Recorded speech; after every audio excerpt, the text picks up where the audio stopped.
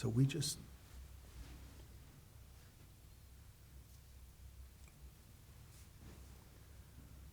Shalom, welcome to the Jewish View. My name is Rabbi Nachman Simon with the Chabados of Delaware, together with my co-host Mark Ronich of Statewide News Service and jbiztechphilly.com. Well, thank you it's good to be back. It's good to be here, Rabbi Simon. And we have a very special guest with us today. We've had mayors from Saratoga Springs, Schenectady, and Albany, and now we got Amsterdam to add to the list. We even had the Troy mayor. But Thane from Amsterdam, thank you very much for coming. And you're president of the New York Conference of Mayors, so congratulations, I guess, on that. Maybe condolences, but...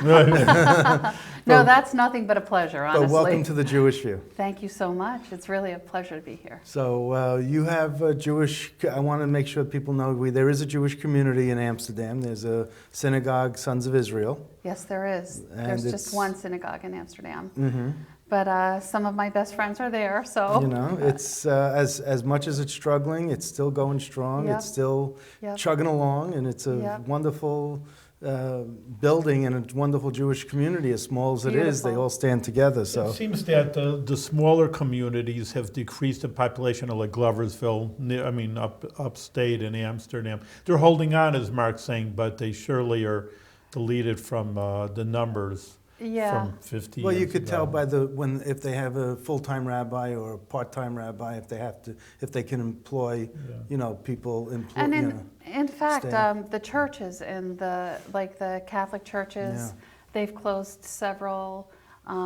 It seems that only the Pentecostals actually seem to be growing, but they're small, kind of family-based things and storefronts and things like that. All right. I was looking on the on Wikipedia and for all the different types of congregations and religions, and it's Pentecostal, Jehovah's Witnesses, Presbyterian. There's a Crossroads Community Church, which is independent. There's a Buddhist temple. Baptist, Reformed, and you have Seventh-day Adventist, Lutheran, Roman Catholic. Finally, it's like Sure. Ukrainian Catholic. Ukrainian Catholic. That's what I was going to say. You hadn't hit on that one yet. And then you have Hispania Pentecostal, Yep. because you have a large Hispanic. I think you have the largest Hispanic population outside New York City in New York State. We do. Really? And Absolutely. Yeah. Central I didn't know that. Civico is a big part of. Why did they come to Well, migrate actually, to Amsterdam? in the late 50s, people came to work in the mills, and I think primarily from Puerto Rico and Costa Rica. And then in the ensuing years, I think it's a quiet place to live. I think people come to the metropolitan area and then they move to upstate New York. And you come to where family is. So we have attracted a lot of people. How is there. the economy? You always hear about upstate New York, even though Albany is fairly flat. I mean, they have the nanotech estate, so it's not going anywhere. If anything, it's a little bit growing. They're always saying, oh, the upstate economy is so bad. What's it in Amsterdam? Yeah, no, I think Amsterdam has not escaped the Rust Belt, that stretches across the state. We're a necklace of post-industrial communities along the rivers. A lot of us have factories that sprouted up around the water and transportation systems. So our economy is struggling. We hope to attach ourselves to some of the tech investment that's being made in Tech Valley in the Capital District. We have Luther Forest, which is just about 40 minutes from us. We're about 40 minutes from Albany and the Nanotech University Center there. And then we're about an hour from Marcy, Utica. Right. And that's where the other investment is being made. So actually, if you were to draw a triangle around those three sites, we are smack dab in the middle. So we're hoping that that will help. And then there are other, And you tried to get another business, or there was some other proposal to revitalize the waterfront. There was some group, I can't remember right now. Actually, there was a casino proposal? last year when...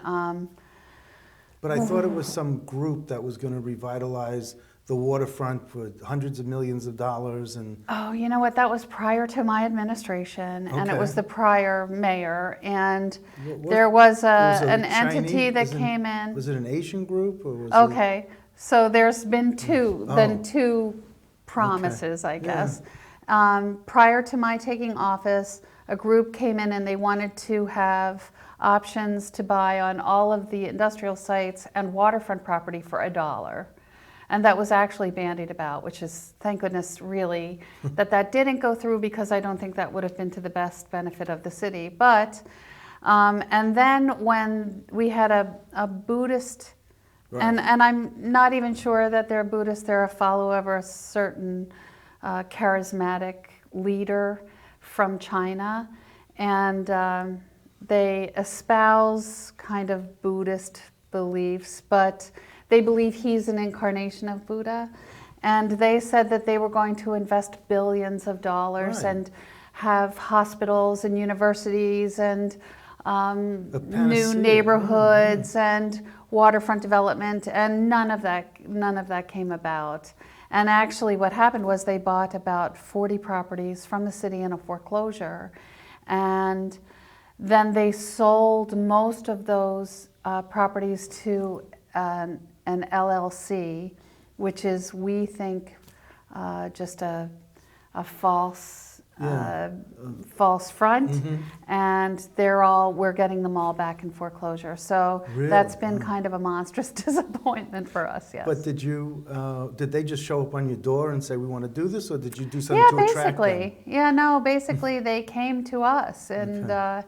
I was called. It was probably my second year in office. Yeah. First, second year in office. Yeah.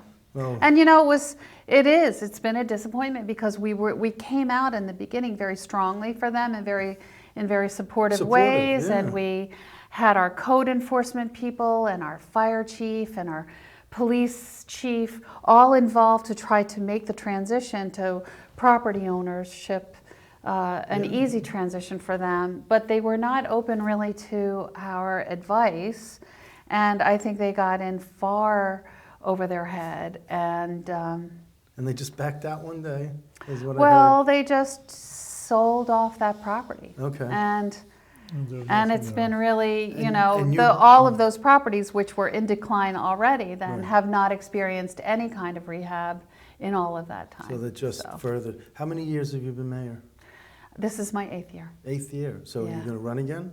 Yes, I am running again. The election is in November. So Wonderful. we'll see how that goes. Well, How do you did you have, get- I mean, tell us- what could yeah. they do to challenge you? I mean, say things you would do. You've been doing. It's a 4-year term, right? Sure. So you've had two full Full terms. 4-year This is terms. the 4th year of my second Next term. right? So Yeah. you have an opponent rising up from. There is one, he's the son of a former mayor, and so I feel confident. Yeah. I have had a fairly good run. I have done what I said I would do. I'm not done doing what I said I would do, but I've taken the steps that I said I would, and I have always believed in saying exactly what I would do as far as detailed plans. Which is and, unusual for someone in elected office. And maybe it's because I didn't come from this world that I Right. make these. And what world did you come from? Yeah, tell us about yourself a little before you were the Okay. mayor. I was actually a graphic artist for many years. I worked down here in Albany, across from the university building on Broadway.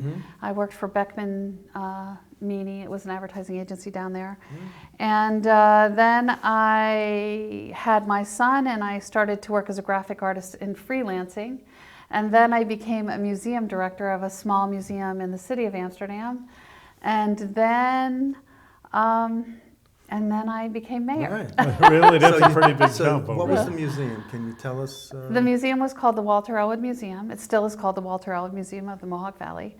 And it's a very tiny, eclectic collection. So it's it not had just been started. it's paintings and sculptures, or No, it had been started by a teacher in the Amsterdam School District, and he was a collector from like the early 1900s, mid 1900s. And when he passed, he left his collection, and it became kind of Amsterdam's attic. so that when people were clearing out their attic, they would bring Aunt Selma's collection from Africa to the museum, and it would be there. And there are photographs and clothing and textiles, and you have a very genuine way about yourself. Oh, thank you so much. I don't know how else you can be. Well, you don't, but I'm telling you that there are a lot of other people that I've met in my 35 years around government that they're not what they appear to be, and you seem to be very genuine. And I've known you for several years, just with meeting you a couple times a year at the Conference of Mayors. And I haven't turned into a hardened politician yet. You really haven't. And you know what? You go with the flow, and I kind of look at you as a librarian type, So it's oh my! Well, I'll take that as a compliment. Yeah, sure. Especially since we are in a library right now. But I also worked in a library in college, and so Mark pinned you right I over here. love libraries. But why did you want to be a mayor? It's interesting. I always loved that just the American culture that a person from grassroots, a regular person instead of just law school, that's the usual thing going to politics. Here you're, a regular person, if we can say that. No, and in why fact, would you want to be a mayor? I would encourage anyone from any area out there in life to become involved in politics, because we need an infusion of new blood and new ideas. For myself, I come from a family that loved to talk about politics. We were not really a family that followed sports very heavily, but at night after dinner, there were very spirited conversations, especially between my grandparents and my parents' generation. There were staunch Republicans on one side, and there were Democrats, and it always made for very vigorous conversation. So I was always intrigued. And then in the city of Amsterdam, what I watched over the years, and in the beginning when I moved there, and my husband and I are not from upstate New York, he's from New Jersey and I'm from Delaware. What part of Delaware? Wilmington, Delaware. Wilmington, oh, yeah. Okay, yeah. And so when we moved up to Amsterdam, it was because of the price of real estate, and we got a beautiful home that in upstate New Jersey would have been $500,000, and for us it was a little over $50,000. Yeah, I was going to say $60,000. So yeah, it was. You couldn't argue that difference, and we didn't really pay too much attention to local politics because we were young and we were growing our family, and I was working in Albany and he was working all over the Capital District. But once I had my son, I became involved in, and my daughter, in PTA and in local government volunteer efforts. I worked for the Amsterdam Waterfront Foundation as a volunteer board member for many years, and in the school districts in various capacities. So, and that just started getting me interested. And what I discovered was that we all have tremendous opportunity to bring change, because very few people step up and say, hey, I'll take a shot. So there are very few people. There are like 5% of the population or less. So whenever you go to a volunteer event or you go to a board meeting somewhere, it's the same 10 people. 10 people you see everywhere, and they are making the decisions. And this is the same for government. Right. It's this, and what I saw in Amsterdam was that they were recirculating the same faces. Right. And I wasn't seeing any change from the time that I had moved to Amsterdam. The usual suspects, as they say. Yeah, except for these same people going through, and I was like, listen, I'm taking a shot. Really? Because I think I can do as well as they have done, if not better. You defeated an incumbent, didn't you? Or was it an open seat? I ran against a former mayor who had thrown his ad in again, and two other candidates. So there were 2 Republicans running, and there was another Democrat running who was the former mayor, and myself. So essentially it was an open seat. And that was an open seat. Yeah. And I won a very big margin that time. The second time I ran against the mayor that held the position just before I did. And that was a much closer race because that was a three-way race, and there was a Democrat running and then the Republican. And Well, I won. You also had to get less of the vote. Yes. So you only needed 33 and a third, 34%. Well, no, I still had to have the majority. Oh, you still had to have 50? Yes, yeah, you still have to have okay. the majority. You still have to have the majority of the vote.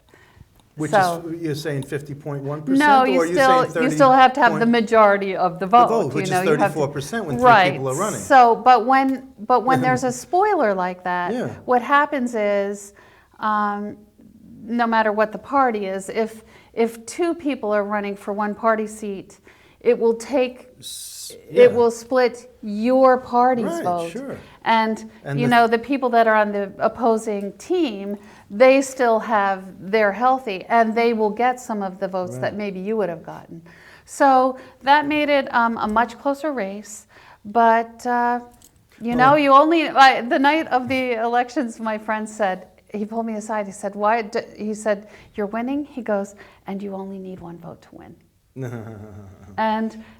And that's it. Well, I always say that there were 3 Jewish mayors of Dublin, and that's because the Protestants and the Catholics split the vote, and the Jew walked in. So that's similar to what you were saying. I love it.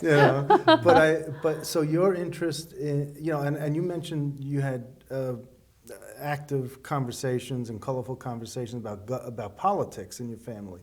But I look at government as being different than politics, because you have a time when you have to campaign, and then after the campaign's over, you have to govern, and you govern for everyone. Governance. Yes. For everyone, regardless of Yes. party affiliation. Exactly. There's no Republican or Democrat way to plow the streets or to pave the roads. Absolutely. And that's what I always say. And I think what is disappointing is that once people get in seats of governance, they don't give up that partisanship. And that's what's problematic with government In at Amsterdam? the local, Yeah. at the state, and at the national level. Is it a problem in Oh, Amsterdam? absolutely. It's huge. It's hugely problematic, because I think what happened in the last race for the seats on the council is that the Republicans got people in there without really a well-defined plan as to what they wanted to achieve. And I have been asking for this since they had taken office. And really it is to be oppositional, I believe. And I have not to date heard any goal established by that group.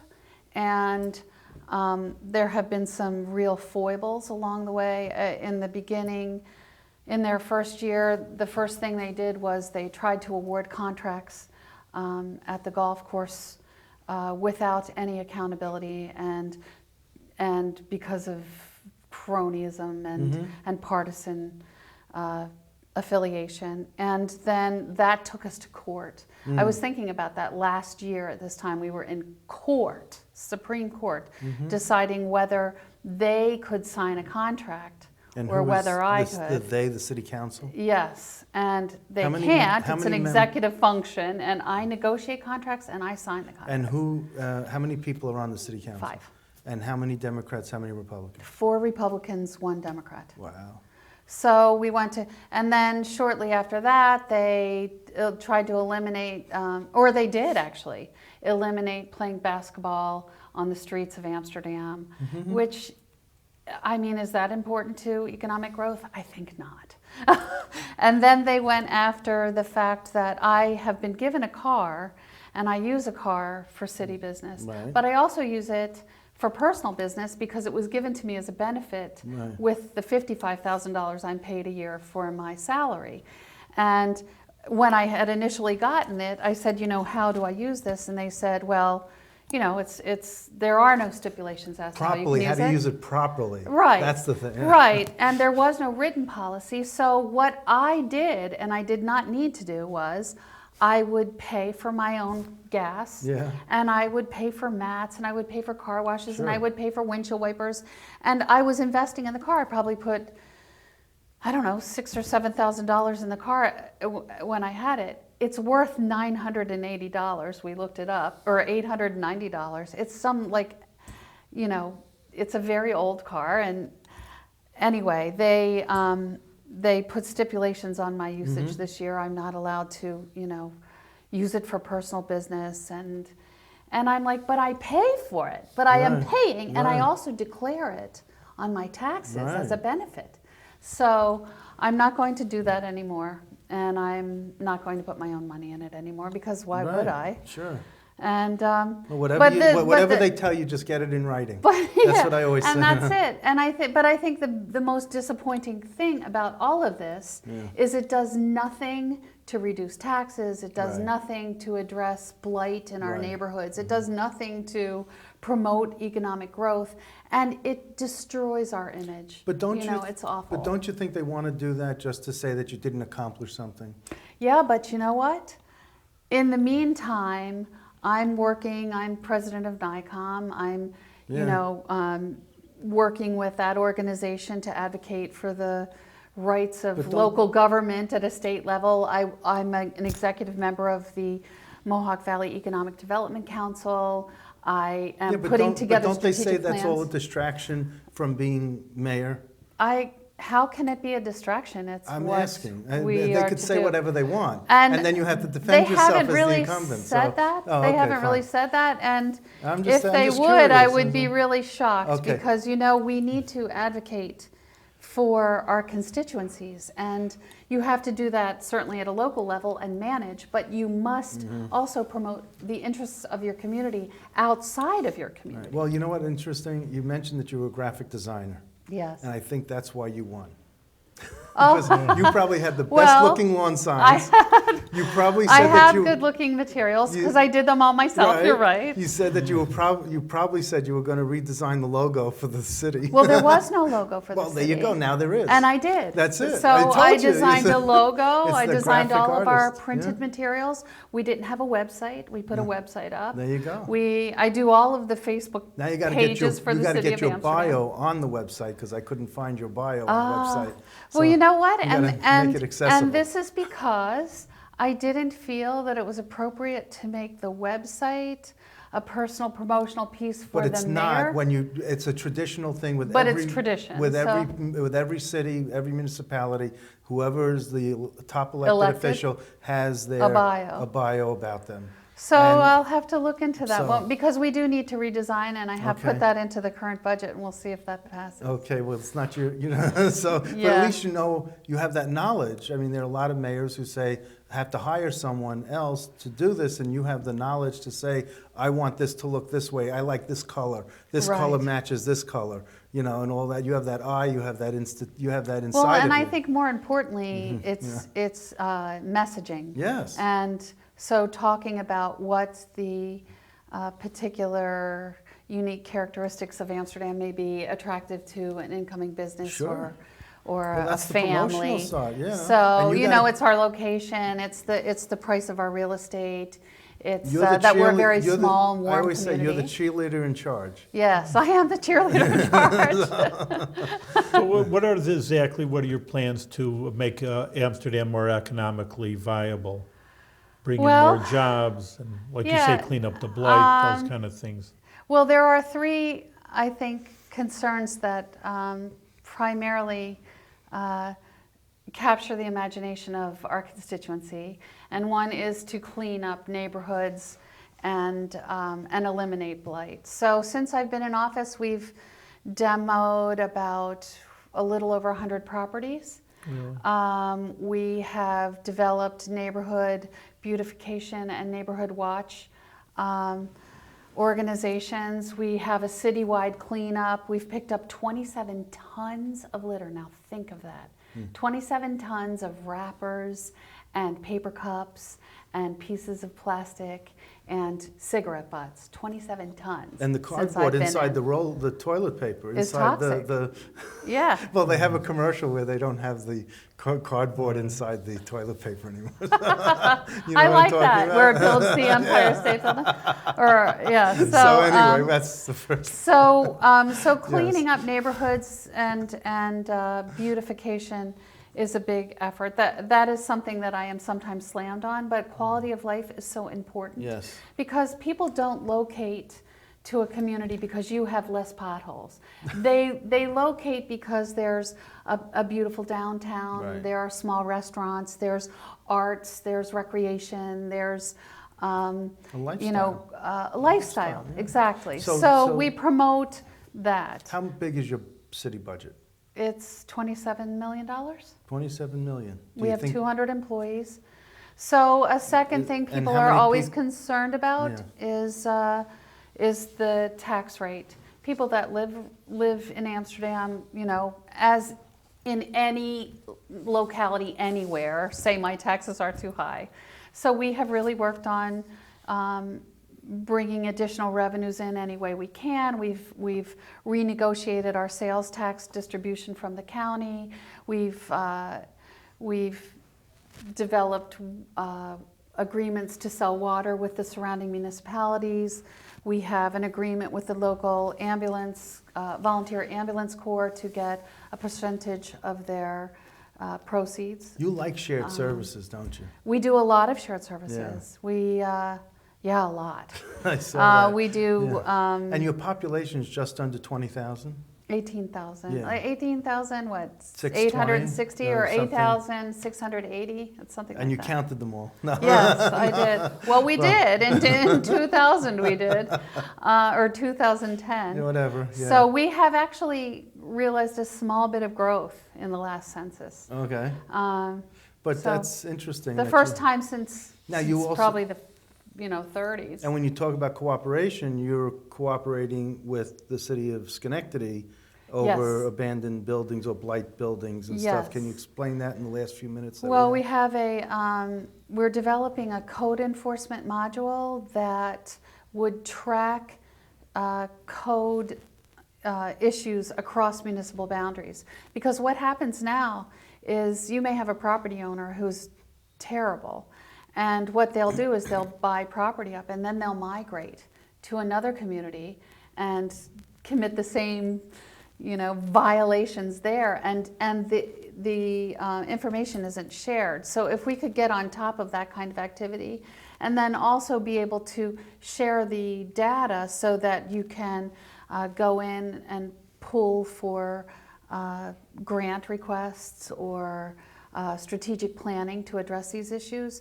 And then also at a state level, the legislators here in Albany would have the empirical data that they would need to see the cost of blight, because each of a property in a 5-year period from when it comes on your docket as a complaint to where in 5 years it might go to the point where there's a fire and you have to demo it, it can cost a municipality $60,000.